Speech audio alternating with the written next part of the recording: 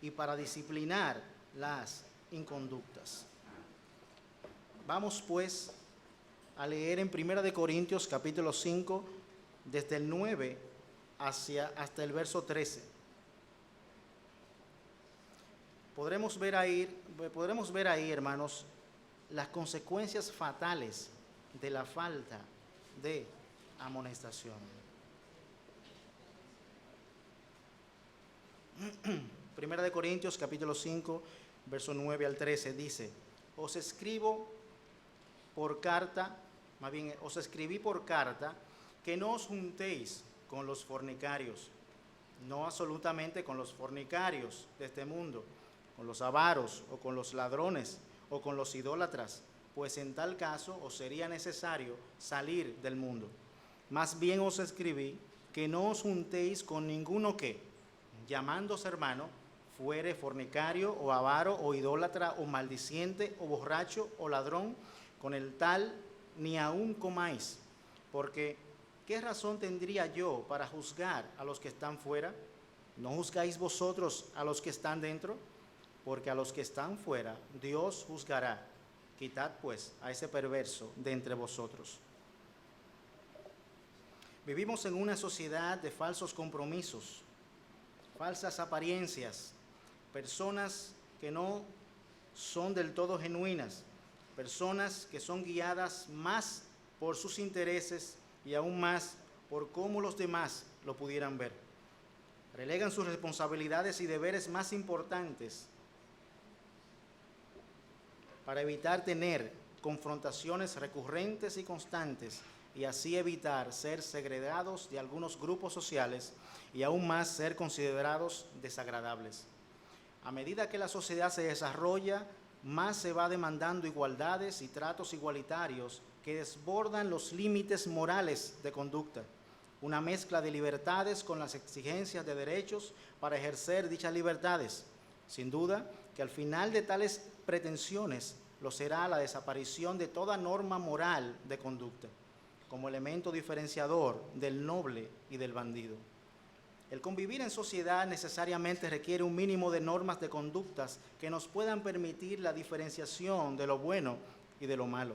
Sin embargo, las políticas modernas conducen no solamente a una aceptación de lo inmoral, corrupto y malo, sino también a un trato igualitario en términos de respeto, estima, participación, colaboración y convivencia con lo inmoral, lo corrupto y lo malo.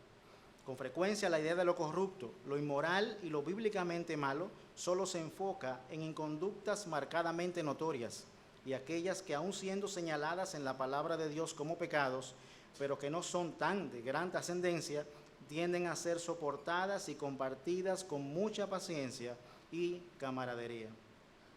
Y en este punto quisiera llamar la atención porque ciertamente en el ámbito cristiano y más en el ámbito de trabajo, de estudios, el ámbito comunitario, nosotros tenemos que compartir con muchas personas que dicen ser creyentes, pero no es nuestro ámbito decidir quién es creyente y quién no es creyente. Tenemos que tomar la palabra de las personas que lo dicen. Es una cuestión de Dios saber quién es y quién no es. La cuestión es que nosotros sí tenemos una responsabilidad frente a este tipo de personas y es de amonestarla con la palabra de Dios, confrontar su pecado, mostrándole qué dice Dios en su palabra y confrontando su inconducta. Y muchas veces, hermanos, lamentablemente, por no ser esta persona parte de la iglesia local, nosotros compartimos su inconducta, compartimos incluso sus pecados y respetamos su opinión de manera pasiva. El Evangelio es la respuesta de Dios para el pecador que confiesa sus pecados y se aparta. Es decir, es el estilo de vida que Dios ha diseñado para separar el trigo de la cizaña, al bueno del malo, a los de la derecha de los de la izquierda, a las ovejas de las cabras.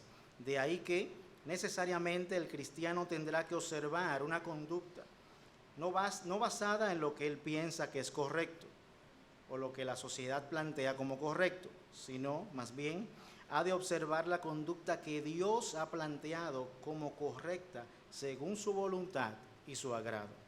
El reclamo constante del Señor Jesucristo hacia los fariseos respecto de su doble vida, es decir, su hipocresía, nos plantea el desagrado de Dios hacia aquellos que dicen ser creyentes y en realidad no lo son. Nos plantea el desagrado de Dios hacia los simuladores que a sabiendas que andan en pecado, hacen parecer que todo anda bien. Pero además, dicho reclamo nos plantea que el creyente está con Cristo o en su contra, como lo vemos en Lucas capítulo 11, verso 23. En estos términos pudiéramos decir que el cristiano debe diferenciarse y debe promover la diferencia de los demás cristianos hacia una vida de compromiso y coherencia con el Evangelio, so pena de ser considerado una persona no grata. La iglesia como cuerpo de Cristo está compuesta por hombres y mujeres que se conducen con los mismos principios, valores y creencias, formando así una comunidad de personas donde la convivencia está regulada por la palabra de Dios. Y es Dios quien determina qué es bueno y qué es malo. Así cada creyente tiene la responsabilidad y el divino honor de amonestar, corregir e instruir a aquellos que por causa del pecado se estén o se hayan apartado de la santidad hacia una conducta pecaminosa. Sin duda que las palabras del apóstol Pablo son bastante duras y por demás revolucionarias en su contexto en que las dijo.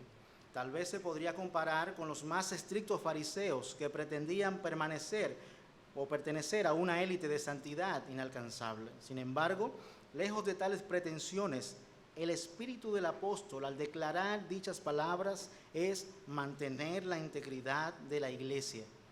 Y cuando hablo de iglesia, la dimensión adecuada para poder aplicar este pasaje a la vida cotidiana debe ser la iglesia como cuerpo colectivo o como institución, por un lado, y la iglesia como cada miembro individual. Recordar, pues, que la iglesia como institución es un elemento subjetivo de ejercicio y aplicación colectiva. De manera, pues, que aunque en la vida cotidiana estemos dispersos en nuestras actividades propias, seguimos siendo parte de la iglesia de Cristo y por ende lo que aplica a su iglesia, pues, debe aplicar para nuestra vida personal. Ahora bien, ¿cómo aplicamos este pasaje en el contexto del cuerpo colectivo? Es decir, la iglesia como institución. Y con toda sinceridad, no me propongo explicar cómo se aplica a la iglesia, porque para eso tenemos una constitución y unos lineamientos bíblicos que hablan de la disciplina. De ahí que solamente vamos a abordar cómo nosotros en el mundo podemos tratar con este pasaje, que es bastante rudo, de apartar a una persona porque simula ser creyente y no lo es. Cómo nosotros podemos tratar en el trabajo, en la sociedad, en los estudios, en cualquier lugar, con aquellas personas que se llaman hermanos y de los cuales tenemos que aceptarlos como son y que lo único que tenemos para ver es su conducta y de ahí tenemos que partir. Pero ¿cómo tenemos que conducirnos? Así, lo que sí me interesa es ver cómo en la vida práctica, en la cotidianidad, en nuestros trabajos, incluso aquí en la iglesia, podemos aplicar este principio que Pablo les indica a los corintios, que sin duda en la práctica resulta ser un medio y no un fin. Digo esto porque para llegar a tales conclusiones debemos nosotros que agotar todas las vías posibles para restaurar al hermano que se ha desviado de alguna manera. Y esto es importante porque cuando nosotros identificamos una inconducta en una persona que se dice ser creyente, me gusta la palabra que usa Pablo, hermano, porque relaciona más la comunidad, que dice ser hermano. Tenemos que despojarnos de cualquier prejuicio para poder tratar con su alma. De otro modo lo vamos a condenar a priori y nuestro trabajo no va a ser fructífero. Si bien la iglesia como institución podría declarar a algún hermano como gentil y publicano y consecuentemente apartarlo de la congregación, en el aspecto personal, en el trato de los hermanos, no en la iglesia sino en el mundo, La cuestión reviste de elementos más cuidadosos y a la vez más estrictos. Indudablemente, para aplicar este principio con aquellos que en el trabajo, los estudios, la comunidad y en otros contextos pudiera parecernos como no creyentes, el mejor principio para iniciar debe ser el establecido por el Señor Jesucristo en Mateo 18, 15 al 17. Y vamos a leerlo para poder contextualizarnos.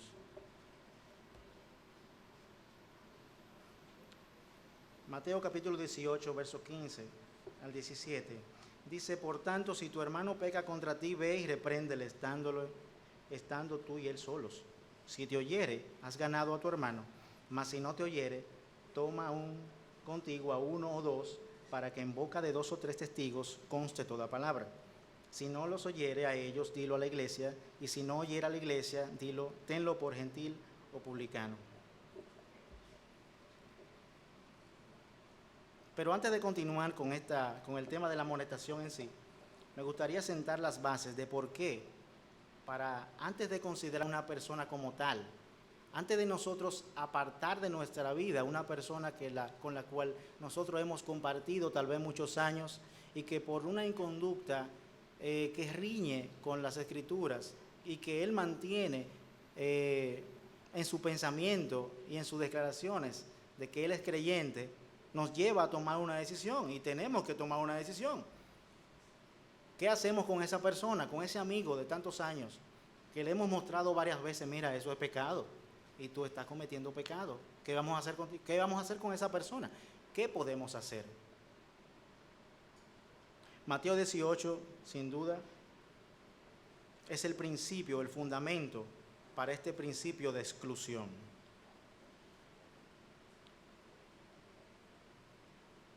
Y aún quisiera ilustrar alguna situación por si queda alguna duda de que el principio de exclusión tiene como fundamento Mateo 18, capítulo 15, lo que plantea el Señor Jesucristo del acercamiento personal y privado para corregir lo que está torcido. Y pongo un ejemplo. Hay 2 hermanos aquí conversando tranquilamente y de repente al pasar escuchamos y vemos que uno de ellos insulta y simula querer golpear al otro. ¿Has presenciado tal situación? Te sientes indignado, pero el hermano no ha pecado contra ti. ¿Cómo tratarías la situación con el hermano agresor? Resulta que discutiendo con tu esposa te dejas llevar de la ira y las obras de la carne, y le dices cosas hirientes, y no es hasta que volteas de repente que te das cuenta que tu hijo de 10 años te ha observado y ha observado todo el drama. ¿Le pedirás perdón a tu hijo?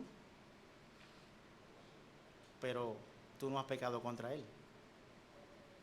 Pero además, ¿por qué pedirle perdón a tu hijo? Así existen muchas situaciones en las que nos vemos envueltos en que no habiendo cometido algún pecado directo contra alguien, sin embargo, hay terceros que resultan afectados. Es precisamente lo que trata Mateo 18 al decir, si tu hermano peca contra ti, ve y repréndelo. Pero aún más, ¿cómo me afecta a mí el hecho de que alguien se diga llamar hermano y sea un depravado? ¿Se han preguntado alguna vez esto? ¿Cómo me afecta que un hermano diga que es hermano y es un ladrón? ¿Cómo me afecta eso a mí?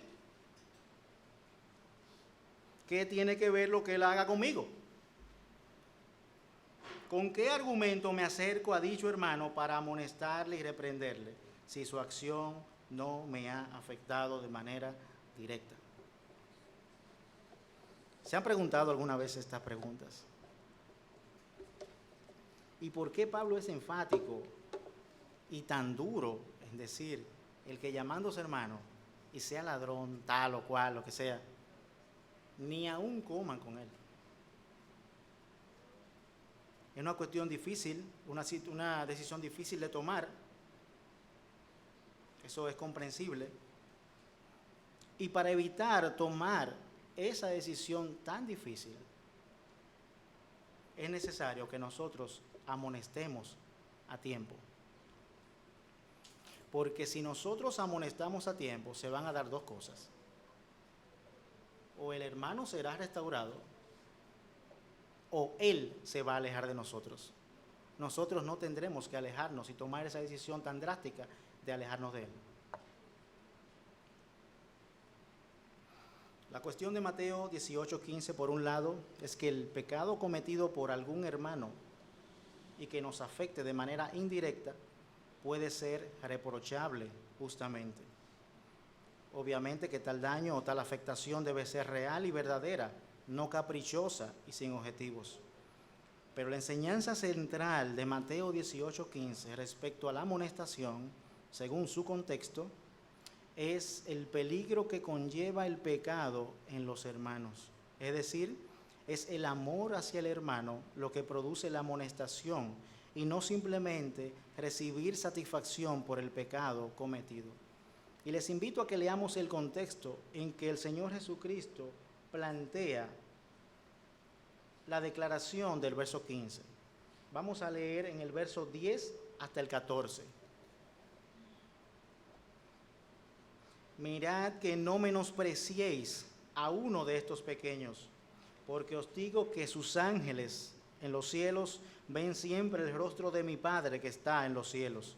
Porque el Hijo del Hombre ha venido para salvar a lo que se había perdido. ¿Qué os parece? Si un hombre tiene 100 ovejas y se descarría una de ellas, ¿no deja las 99 y va por los montes a buscar la que se había descarriado?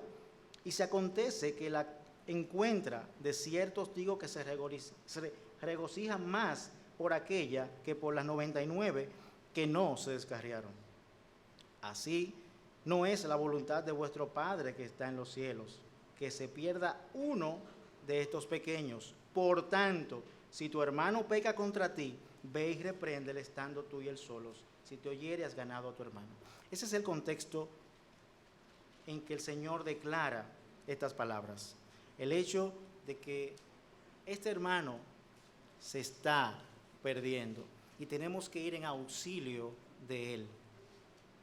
No es tanto reprocharle por el pecado que me ha agraviado o el pecado que me ha agraviado indirectamente, sino más bien que su inconducta refleja un apartamiento de la voluntad y la santidad de Dios.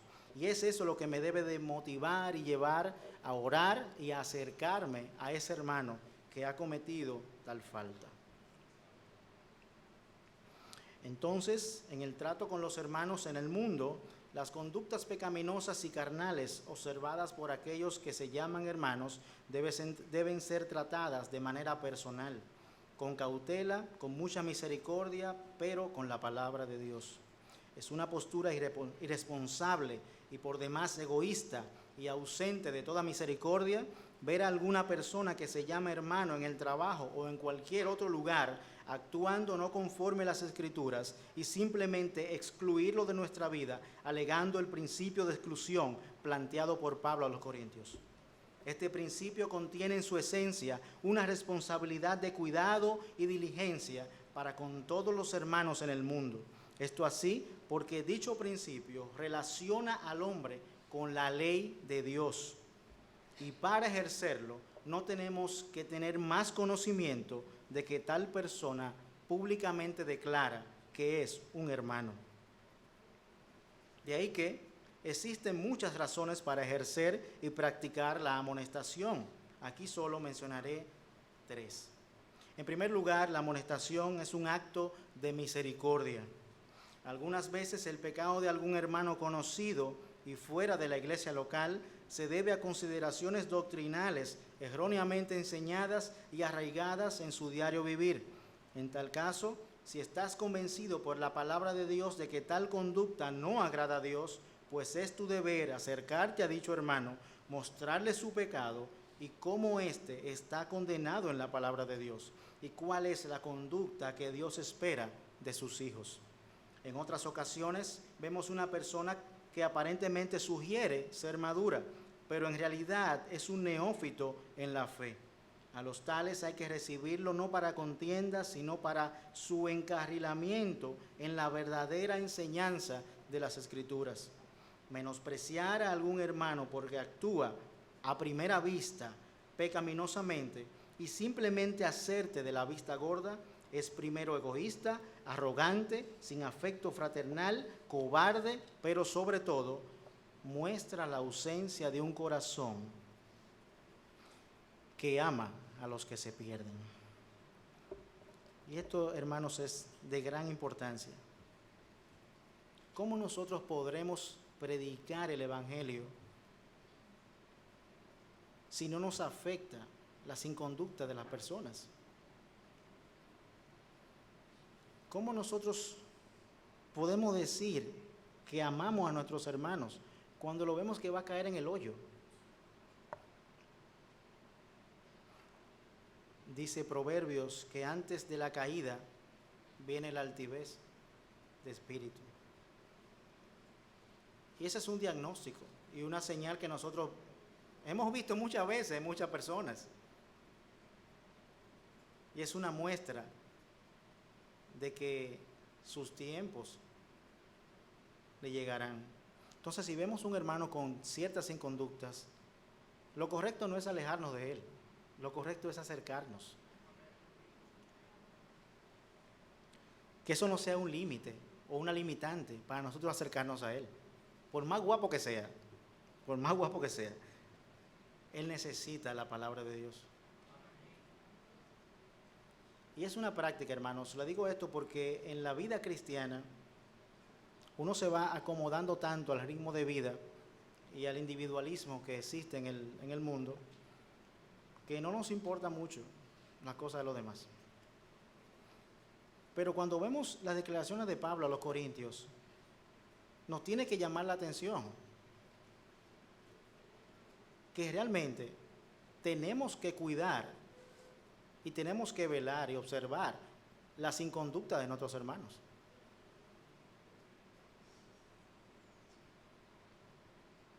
Hermanos, ¿qué ha pasado en el transcurso del tiempo con la reputación del evangélico? Se ha degradado. ¿Por qué se ha degradado? Porque lamentablemente muchos hermanos no han ejercido la amonestación como lo indican las Escrituras.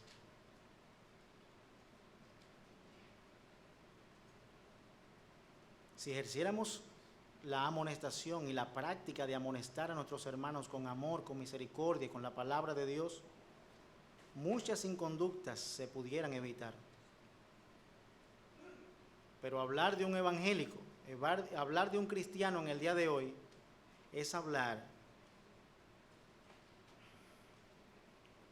y con pena lo tengo que decir, es hablar muchas veces de un charlatán, de un sinvergüenza que no le gusta trabajar, que es un simulador, que llega tarde, que engaña, que dice mentira, que soborna, que fornica. Y es nuestro deber, hermanos, fortalecer nuestra iglesia. Es nuestro deber fortalecer nuestra iglesia sin temor. No hay que tener temor para amonestar. Nosotros cuando amonestamos no hablamos de nosotros, hablamos de la palabra de Dios, hablamos de los requerimientos de Dios para su pueblo. No tenemos por qué tener temor. Si al hermano no le gusta, no lo que digo yo, lo que dice las Escrituras, bueno, pues hay problema. Porque no soy yo que lo estoy diciendo, es las Escrituras. Y a mí me gustaría que también lo hagan conmigo. Y yo sé que a muchos de ustedes les gustaría que lo hagan. Y tenemos que hacerlo. Tenemos que reflexionar respecto de nuestras inconductas, de las inconductas de los demás, de los que están más cerca de nosotros. ¿Qué está pasando? Eso no agrada al Señor. Y tú te dices, ser hermano. Muy bien, yo creo que tú eres hermano, pero tiene que cambiar esta conducta, porque a Dios no le agrada esta conducta. Con amor, con misericordia y con la palabra de Dios, pues podemos evitar que algunos hermanos lleguen al desastre. También, en segundo lugar, la amonestación es un acto de cuidado así como cuidamos por nuestra propia familia. Tenemos la divina responsabilidad de velar los unos por los otros, pero ¿cómo llevamos a cabo esta preciosa tarea si no nos preocupamos por los demás y en especial de nuestros hermanos? El bienestar de nuestros hermanos, su vida, debe preocuparnos así como nos preocupamos por nuestros hijos, por nuestras familias. Hermanos, nuestros hijos no son mejores que los hijos. Y déjame contextualizarlo. Mis hijos no son mejores que los de Argelis, ni que los de ninguno de aquí.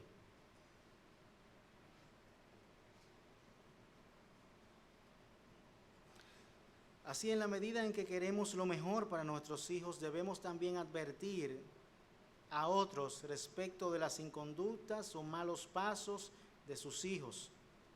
Para esto es necesario tener muy presente y siempre en cuenta que Dios nos demanda de aquello que sabemos que está bien y no lo hacemos, pero también de aquello que sabemos que está mal y no lo enfrentamos. Además, para poder llevar a cabo ese cuidado mutuo, tenemos que estar abiertos. Tenemos que estar abiertos a las amonestaciones.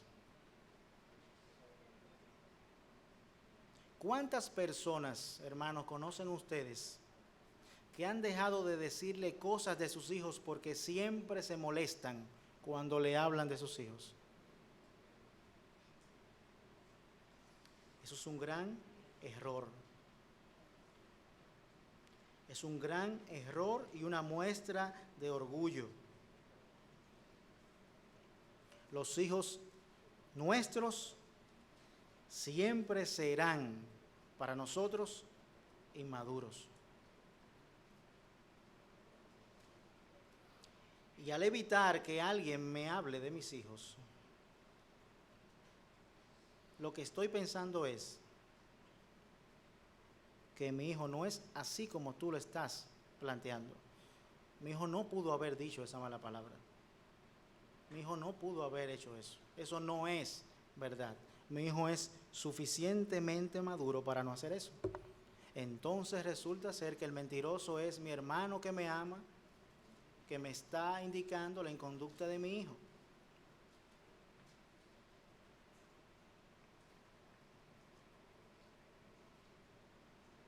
No en vano dice las Escrituras que el amor de muchos se enfriará en los últimos tiempos. Y muchas veces, hermanos, es difícil uno continuar con una persistente indicación hacia el hermano: mira esto, mira lo otro. Sabemos que es algo difícil. Por eso Pablo pone un límite. El que llamándose hermano sea ladrón, avaro, mentiroso, lo que sea, hay una lista interminable, no coman con él.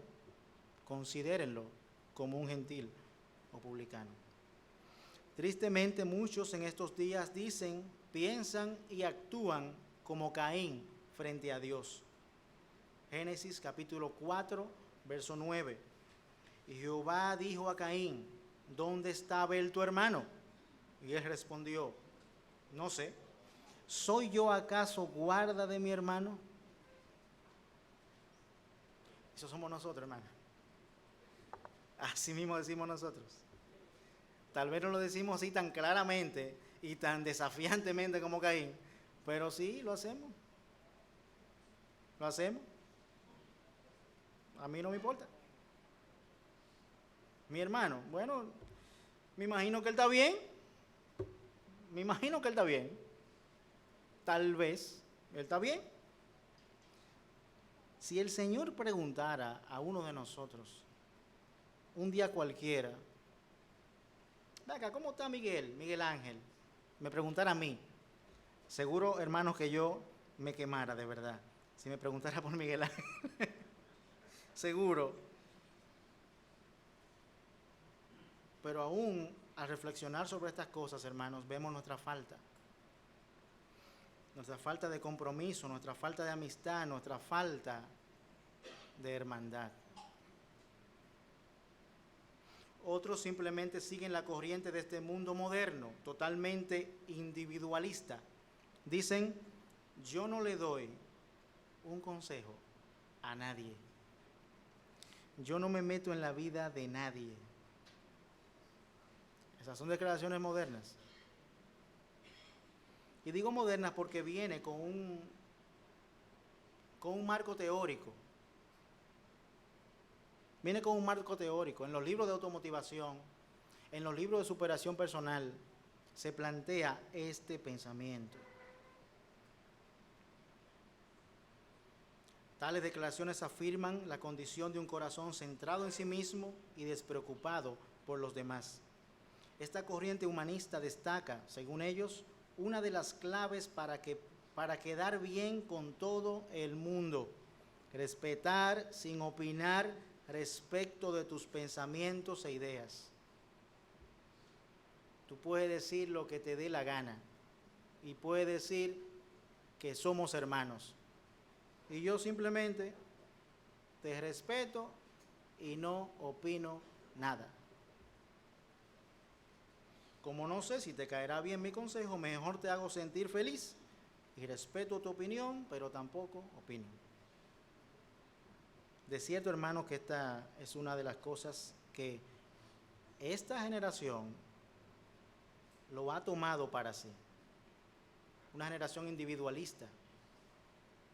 Una generación que solamente piensa en sí mismo. Por eso, vemos la inconducta de los demás, especialmente los hermanos. Decimos, bueno, sabrá él dará cuenta al Señor. Y no es así, no debe ser así. Somos hijos de un solo Padre, de un mismo Padre. Somos siervos de un mismo Señor. Declaramos que habíamos creído en el Señor y eso nos une. Somos objeto de un mismo bautismo. ¿Agrada al Señor esa división? ¿Agrada al Señor esa división? Por supuesto que no agrada. No hay que llegar a los pleitos para mostrar desprecio. No hay que llegar a los tribunales, no hay que llegar a lo corporal, a lo expresivo, para mostrar desprecio. El simple hecho de que yo vea a un hermano que no está cumpliendo con lo que Dios dice en su palabra y me hago de la vista gorda, yo no estoy amando a ese hermano, lo estoy despreciando.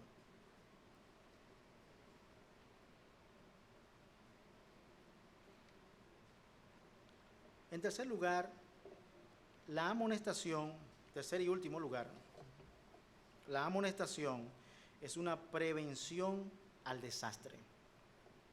La ira, la depresión, la desesperanza, la falta de empleo, las necesidades apremiantes, todas estas situaciones pueden conducir a tomar decisiones fuera de toda razón.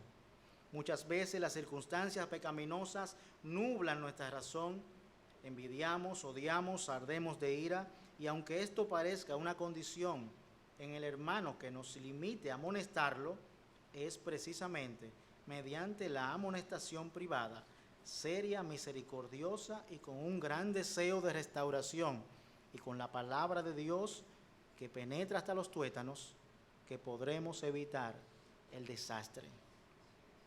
El hermano que ha traspasado sus pies hacia el pecado necesita oír que su pecado lo enfrenta con Dios y no con nosotros. Debido a que es imposible que ninguno de nosotros atraviese en algún momento tal situación, es mi llamado, hermano, en esta noche, a crear vínculos de amistad y de confianza legítima a través de una preocupación genuina, una buena conducta y amor por nuestros hermanos, para que cuando nos toque amonestar, poder encontrar un oído dispuesto a escuchar y ganar un hermano restaurado. La amonestación previene el desastre de ser apartado de la comunidad de la fe, de la iglesia, de los hermanos. Sería desastroso para cualquiera que se llame hermano ser apartado de la iglesia.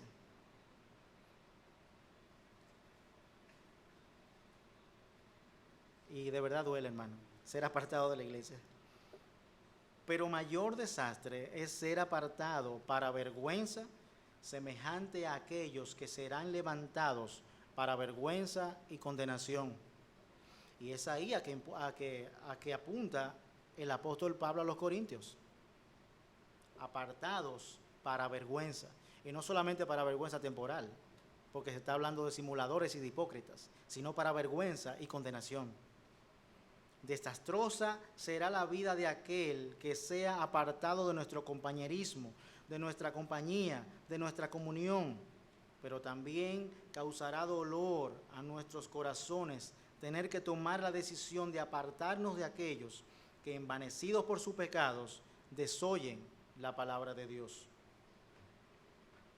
En nuestra ilustración, la falta de amonestación por parte de Jorge, recuerdan, produjo un empeoramiento en las conductas de sus compañeros de trabajo, pero además produjo la ruina económica.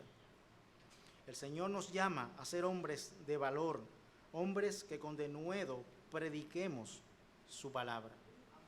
No hay por qué tener temor a los hombres. Estamos amonestando, estamos censurando inconductas que Dios es quien la censura, no nosotros. Por eso, hermano, no importa en qué posición tú te encuentras. No importa si tú eres empleado, no importa si tú eres subordinado, no importa si tú eres un ciudadano común, no importa si tú eres un subalterno, no importa si tú eres un militar de menor rango. Si esa persona que está por encima de ti dice ser creyente y se comporta como un incrédulo, tú tienes la palabra de Dios en tus manos y tienes la firme responsabilidad de amonestarlo. No por ganarte un punto con él, sino por su alma. Y te aseguro, hermanos, que el Señor estará contigo. El Señor estará con aquel que ponga en alto su palabra y cumpla sus responsabilidades frente a Dios sin temor a los hombres. Vamos a orar. Señor y Padre que estás en los cielos, agradecemos tu palabra, que es cortante como espada de dos filos. Señor, gracias porque tu palabra penetra hasta los tuétanos, Señor, y parte el alma.